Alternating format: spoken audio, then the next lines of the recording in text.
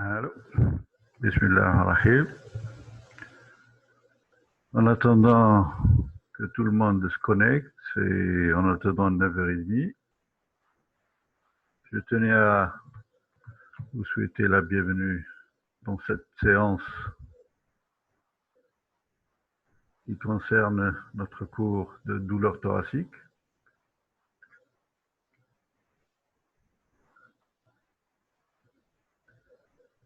Alors, s'il y a un problème de sang, essayez de signaler, hein, bien sûr.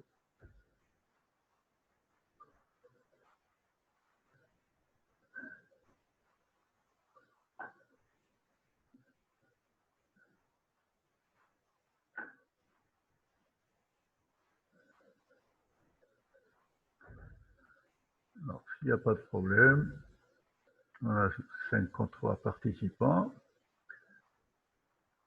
C'est un peu mieux que le présentiel d'habitude. 55.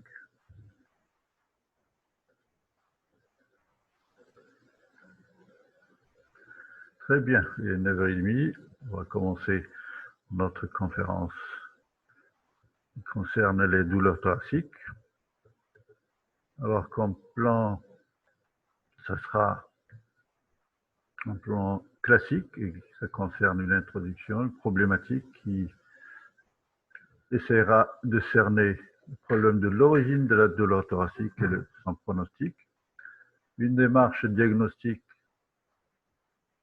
qui se basera sur la recherche des antécédents, facteurs de risque, un examen clinique minutieux et les examens complémentaires. Et après tout ça, on va essayer de parler d'un score, qui est le score de Ra, c'est un acronyme, hein, qui essaie de détecter la probabilité de douleur d'apparition de maladies cardiovasculaires. On essaiera de parler.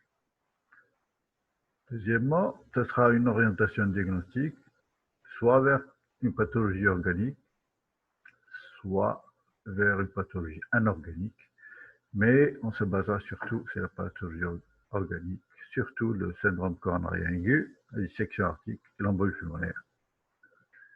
En introduction, la douleur thoracique représente à peu près 5% des consultations urgentes dans un centre hospitalier.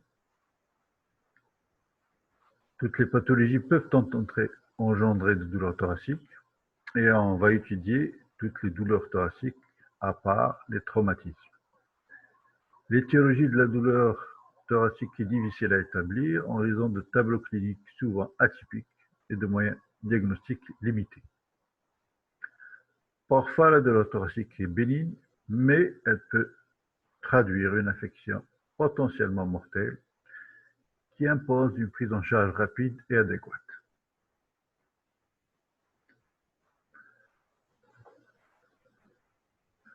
Alors, rapide, comment?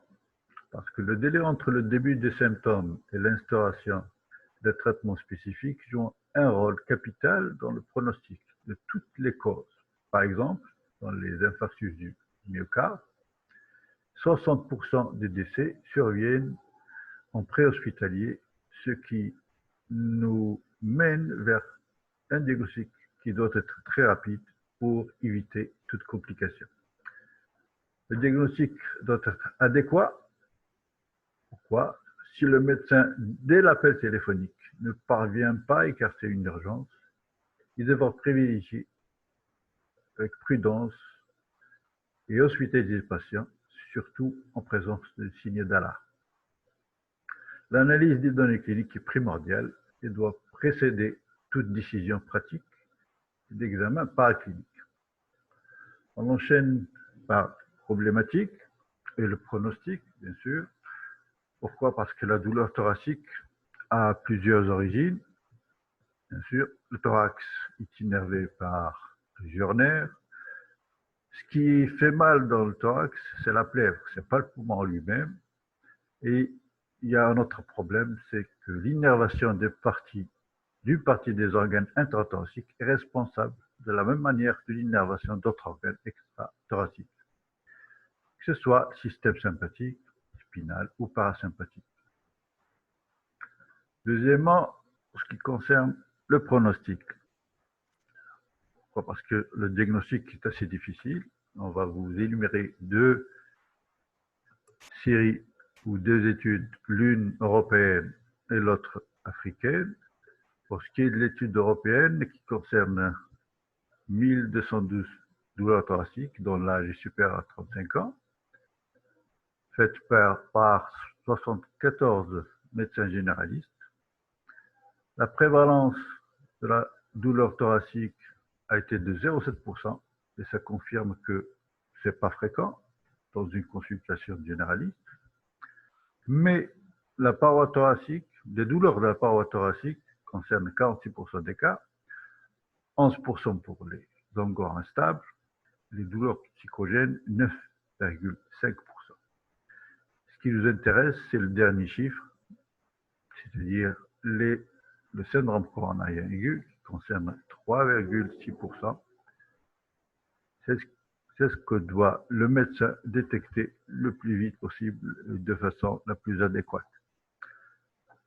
Pour ce qui est de l'étude africaine, faite au Congo, qui concerne 88 patients, 40 hommes et 48 femmes, l'âge moyen est de 38 et ça rejoint l'étude européenne.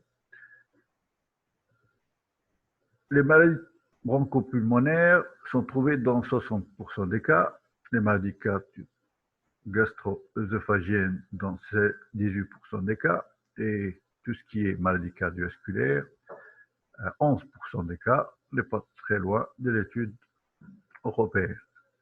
Mais maladie cardiovasculaire, ça englobe toutes les pathologies, hein, pas uniquement le syndrome coronarien aigu, l'hypertension et autre chose, et l'embolie pulmonaire et la dissection. La diapo suivante concerne la démarche diagnostique devant une douleur thoracique aiguë. En premier lieu, il faut interroger. Hein. C'est basé sur l'interrogatoire. Hein. Il faut interroger le patient, son entourage, analyser ses antécédents, rechercher des facteurs de risque traditionnels ou non. On va les voir après. Lors de l'examen clinique, vérifier l'absence de détresse vitale et aussi, on va les voir après, on va les analyser un par un. Cyanose, état de choc, trouble de la conscience, pression artérielle aux 4 membres et auscultation pulmonaire. Alors, chacun de ces signes va orienter vers un ou autre diagnostic. Préciser les caractéristiques de la douleur thoracique, les signes d'accompagnement et faire pratiquer des examens paracliniques ciblés pour gagner du temps. On l'a dit, la première chose à faire, c'est de vérifier l'absence de signes de détresse vitale. C'est très important. Détresse respiratoire, cyanose, état de choc, trouble de la conscience, prendre, et je le répète, la pression artérielle aux 4 membres, faire un examen cardiovasculaire minutieux, ausculter notre patient et rechercher les signes de phlébite. Le médecin doit rechercher surtout des signes d'alarme évocateurs d'une étiologie grave de douleur thoracique nécessitant une prise en charge immédiate, ainsi qu'une hospitalisation rapide. Par exemple, un pouls régulier, un pouls paradoxal, disparition du pouls en membre inférieur, pression artérielle inférieure à 100, dans certains cas, un pouls supérieur à 100 battements par minute, une asymétrie de la pression artérielle d'un membre. Surtout, s'il y a une différence supérieure à 15 mm de mercure, ça oriente vers un diagnostic de gravité. Rechercher les souffles diastoliques, des signes d'insuffisance cardiaque aiguë qui signent une stase pulmonaire, rechercher l'urgence des jugulaires, ça oriente vers un autre diagnostic. Rechercher toujours des cyanoses, une saturation pulmonaire en oxygène inférieure à 90 mm. Je vais rechercher une tachypnée, un déficit neurologique, une altération de l'état de conscience et éventuellement un état confusionnel, précomateux. Les caractéristiques de la douleur thoracique, le siège, le type, l'irradiation, la durée, les circonstances déclenchantes, les signes d'accompagnement éventuels et les examens complémentaires qu'il faut faire. Pour ce qui est des caractéristiques, il y a un tableau qui essaye de résumer ça, date début, la fréquence, circonstances d'apparition, le siège, le type, les facteurs aggravants, les facteurs apaisants, l'irradiation, la durée et les signes associés. On va enchaîner par les facteurs de risque. Je vais les citer, les traditionnels, comme vous le connaissez très bien, le tabagisme, les dyslipidémies, le diabète, l'âge supérieur à 60 ans, le sexe masculin, féminin, ménopausé, antécédents familiaux de maladies cardiovasculaires pour les hommes inférieurs à 55 ans, pour les femmes inférieures à 65 ans, présence d'hypertension artérielle, les facteurs de risque non traditionnels, c'est assez nouveau, le stress, l'obésité, les œstrogènes, la l'alvéolopathie, cardiomyopathie, antécédents de radiation thoracique, myocardite, anémie falciforme, la drépano, les spasmes des artères coronaires. Après tout ça, si on n'a pas fait le diagnostic, les gens, les sociétés savantes essaient de créer un score assez objectif, qui est le score de Hart, qui est un acronyme, c'est un logiciel qui aide à déceler la probabilité d'événements cardiovasculaires, parmi elles les douleurs thoraciques d'origine cardiaque, en se basant sur quelques critères H-E-A-R-T. H est historique de la maladie. Alors, s'il y a un historique très évocateur, c'est 2 points. S'il y a modérément évocateur, c'est 1 point. S'il n'y a pas d'antécédent, c'est 0 point. L'électrocardiogramme, décalage segment ST, c'est 2. Peu probable, c'est 1. Il n'y a pas de décalage, c'est 0. L'âge aussi, 65 ans, au-delà de 65 ans, des 2 points. Inférieur, c'est 1. Inférieur à 40 ans, c'est 0. Présence de facteurs de risque 3 et plus, c'est 2. 1 à 0. Troponie 3 fois le taux normal, 2. 1 et 0. Si on utilise ce score-là, on va diminuer la probabilité de faux positifs et inversement augmenter la probabilité de détecter des problèmes cardiovasculaires à type d'infarctus du myocarde et d'embolie pulmonaire. Et si vous avez en tête ce qu'on a dit en premier, c'est-à-dire que dans la première étude danoise, je pense, la fréquence de syndrome coronaire aigu est à 3,6. Après l'utilisation de ce score-là, elle est augmentée à 9,6, ce qui augmente la probabilité de détection de problèmes cardiovasculaires par ce score-là. L'orientation diagnostique. Pour ce qui est de l'orientation diagnostique, on utilise certains paramètres, et ça en tête, utiliser 4 choses, la fréquence cardiaque, la pression artérielle, la fréquence respiratoire et un examen physique cardio-pulmonaire assez minutieux. L'orientation vers une pathologie organique.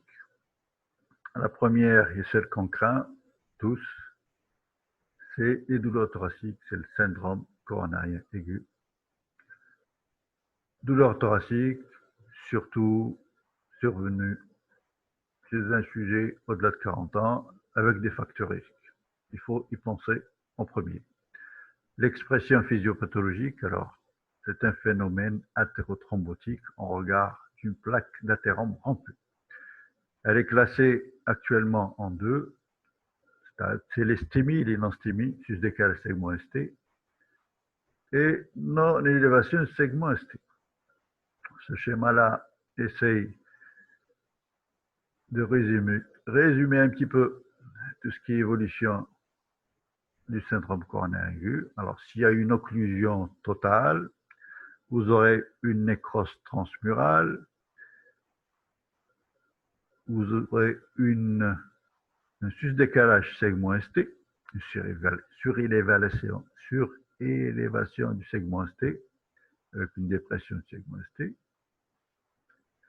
Et si vous avez tout ça, il faut aller vers l'ICP, c'est-à-dire une intervention. C'est une angioplastie, hein. C'est une angioplastie percutanée. S'il y a une sténose partielle, vous aurez une nécrose sous-endocardique, une négativation du segment ST à l'ECG. Vous n'aurez pas d'augmentation du segment ST, c'est l'énostémie. Eh ben, il faut traiter, hein. Il faut traiter par des antiagrégants, des anticoagulants, des antalgiques, avec une surveillance monitorée. On va le voir dans la diapo suivante. Mais j'essaie d'expliquer ce schéma-là parce que c'est important. Après avoir, dans les sténoses partielles, je parle, hein, s'il y a des facteurs de risque importants, c'est-à-dire un angor réfractaire, une insuffisance cardiaque, un état de choc, il faut aller vers l'ICP, c'est une angioplastie. S'il y a un facteur de risque majeur, il faut aller vers l'ICP inférieur à 24 heures. S'il y a des facteurs secondaires, on a le temps de le faire, hein, l'ICP, dans les 72 heures. S'il n'y a pas de problème, là, il faut envoyer vers la consultation. Je vais me répéter dans ce tableau-là, hein, dans cette planche. Pour l'estimie, il y a eu une occlusion totale de l'artère coronaire, une surélévation de segment ST, un geste salvateur est indiqué en urgence. C'est l'intervention coronarienne percutanée, angioplastie. Pour les non-stémies, c'est une stratification du risque en fonction de l'instabilité médénomique ou pas. S'il y a une instabilité, il faut aller vers l'intervention coronarienne percutanée. Sinon, c'est la coronarographie, mais ça dépendra du temps que vous avez. On a un autre organigramme qui essaye de résumer ce qu'on a dit jusqu'à maintenant, un arbre décisionnel. Alors, si vous avez des douleurs thoraciques, c'est le résultat du bilan, c'est-à-dire FNS, CPKMB, troponine, ECG, radio pulmonaire. Si le bilan est négatif, l'investigation sera en externe, en ambulatoire, dans un délai raisonnable si les douleurs ne sont pas coronariennes. Sinon, s'il y a des douleurs persistantes, il faut évaluer le risque. S'il est modéré, observation ou hospitalisation avec un bilan assez poussé, épreuve d'effort, scintigraphie myocardique ou échographie d'effort. Si le bilan est positif, il n'y a rien à dire, c'est un syndrome coronarien aigu, il faut hospitaliser, consultation avec une consultation après en externe et faire une coronarographie. Un point important, il faut contrôler toutes les 10 à 12 heures votre patient. Deuxième diagnostic assez grave, c'est la dissection aortique. C'est une douleur intense, absence ou diminution d'un pouls. L'association de douleur thoracique de abdominale est très significative vers la dissection aortique. Ce qu'il faut faire un examen densitométrique. Le traitement, c'est les antalgiques et maintenir la pression artérielle, systolique surtout, inférieure.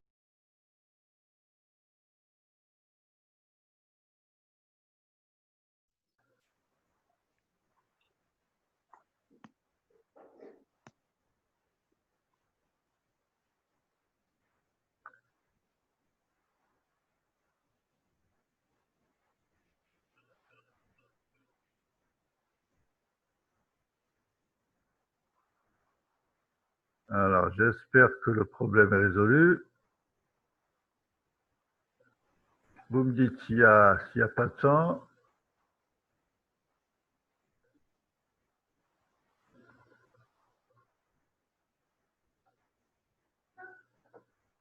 Parce que chez moi, ça affiche que c'est partagé, hein.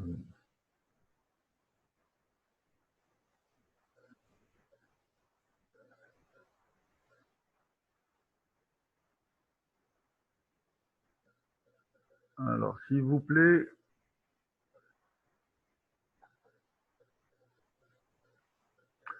alors j'espère que la connexion a été refaite. Hein. Mais enchaînant, nous sommes en train de parler de la dissection aortique et dans un tableau qui affiche, dans les cas typiques de douleur thoracique, l'association est très évocatrice de douleur thoracique et de douleur abdominale.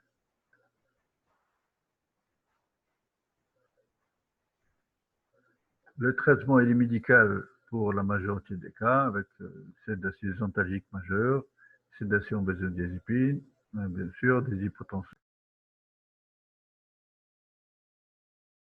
Il n'y a pas de sang. Est-ce qu'il y a du sang donc?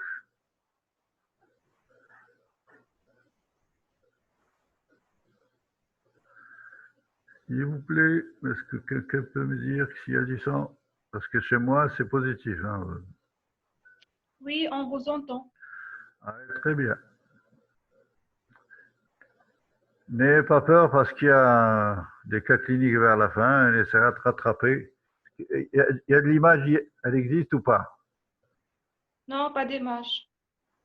Et maintenant, est-ce que vous avez l'image? Non. On essaiera de remédier, mais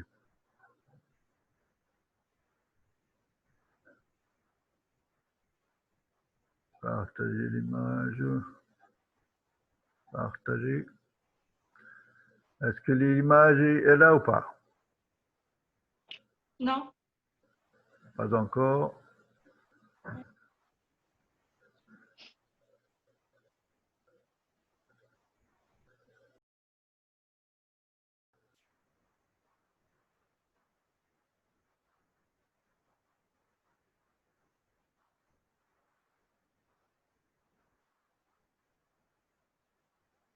Est-ce que vous avez l'image? Non. Pas encore.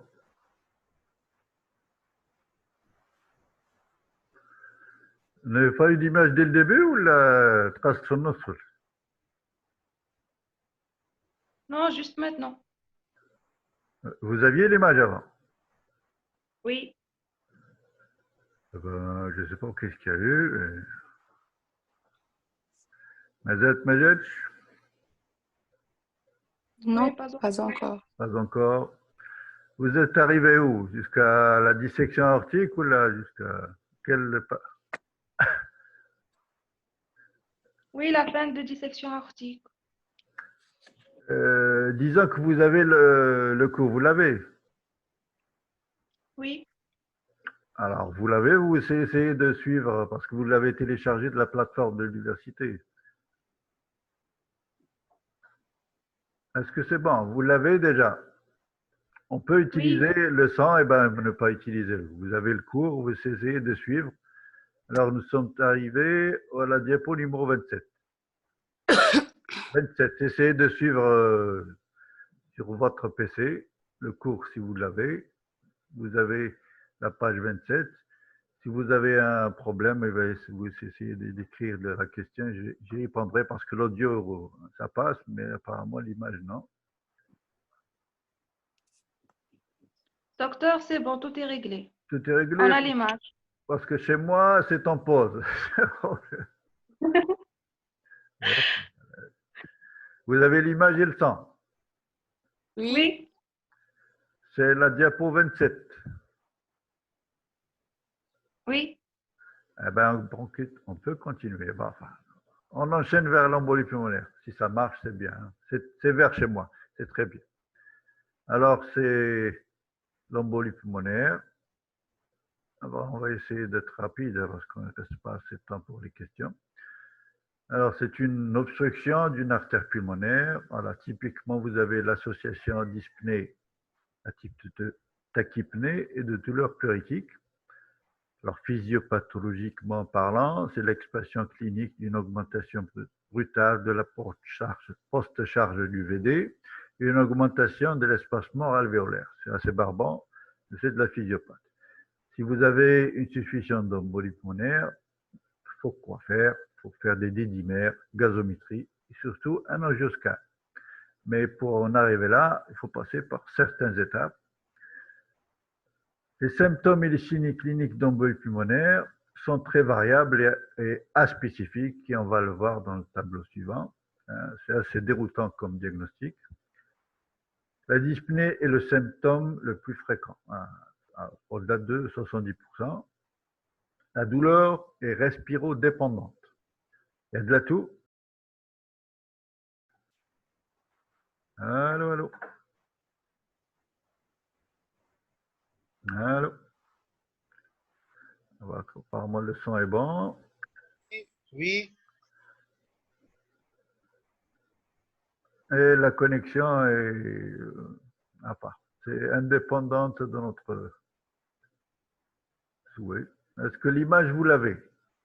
non, non, non. L'image me cache. Alors, j'essaie de repartir parce que ça se déconnecte et ça se reconnecte. Là, si vous avez l'image, vous me l'annoncez parce que je n'ai pas de retour. Oui, c'est bon, docteur, c'est bon. C'est On bon? a l'image. Très bien. Oui, C'est la connexion qui nous fait défaut. Hein. Ça ne dépend pas de moi, malheureusement. Alors, on est arrivé à la diapo 30. C'est pour ceux qui n'ont pas l'image, eh ben, vous allez vers votre cours qui était dans la plateforme de l'université. J'ai dit que le diagnostic est déroutant de l'embolie pulmonaire parce que vous le voyez dans ce tableau-là. Si vous avez embolie pulmonaire confirmée ou pas, vous avez la même fréquence de douleur thoracique, de toux, d'œdème de la jambe, d'hémoptysie, un petit peu moins, hein, de signes cliniques qui sont assez comparables. Hein. C'est pour ça que ce diagnostic est très, très difficile d'embolie pulmonaire, surtout si elle n'est pas grave, bien sûr. Hein. Sinon, vous avez une arborescence, un arbre décisionnel qui essaie de vous aider à faire le diagnostic.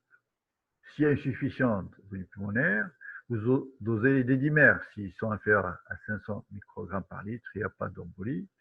S'ils sont supérieurs, vous faites une échographie des membres inférieurs, vous anticoagulez. S'il n'y a pas de TVP, vous passez à la scintigraphie. S'il n'y a pas de problème, vous passez à autre chose jusqu'à arriver à l'angiographie pulmonaire qui va vous confirmer et traiter ou pas chirurgicalement, ça dépend des centres. Alors, pour essayer de nous aider à affiner notre diagnostic, il y a des tests qui ont été créés. Hein. Le test de Wells, alors vous voyez bien que c'est un pré-test avant de faire les dédimères, la scintigraphie, il faut faire ce test-là. C'est comparable au test HARD, le score de HARD. Alors, ce qu'il y a, c'est il y a ou il n'y a pas d'embolie pulmonaire dans les antécédents, de thrombose veineuse profonde dans les antécédents, une fréquence cardiaque supérieure à 100, une chirurgie ou une immobilisation récente, clinique de thrombose veineuse, c'est-à-dire des jambes gonflées, etc., des œdèmes membres inférieurs. Alternative diagnostique laisse like tous les diagnostics qui vous font penser à l'embolie pulmonaire, présence ou pas d'hémoptysie et présence de cancer. Entre 0 et 1, c'est une probabilité faible. Entre 2 et 6, la probabilité est intermédiaire. Si vous avez un score supérieur à 7, ben, le risque est important. Un autre score qui est plus simplifié, c'est le score de Genève, pour évaluer la probabilité d'embolie pulmonaire. Et c'est de voir ces caractéristiques-là, l'âge, cancer actif, chirurgie fracture récente, antécédent de TVP, de thrombose veineuse profonde ou pulmonaire, douleur spontanée mollet, hémoptysie, des signes cliniques de TVP, thrombose veineuse profonde, une fréquence cardiaque entre 75 et 94. C'est 1 point. Lorsqu'elle est supérieure à 95, c'est 2 points. Vous additionnez le tout. La probabilité d'embolie pulmonaire est faible lorsque le score est de 0 à 1. La probabilité moyenne entre 2 et 4. La probabilité forte supérieure à ce score-là est plus important que l'autre. Les autres diagnostics, vous avez la péricardie, la péricardite. Avec son cardiogramme, vous avez microvoltage en cas de déclenchement. Une suspicion de bicardie impose un contrôle échographique à la recherche d'épanchement et malheureusement, l'absence d'épanchement n'infirme pas le diagnostic parce que l'échocardio est manipulateur dépendant. Et les critères diagnostiques, il y a péricardite lorsqu'il y a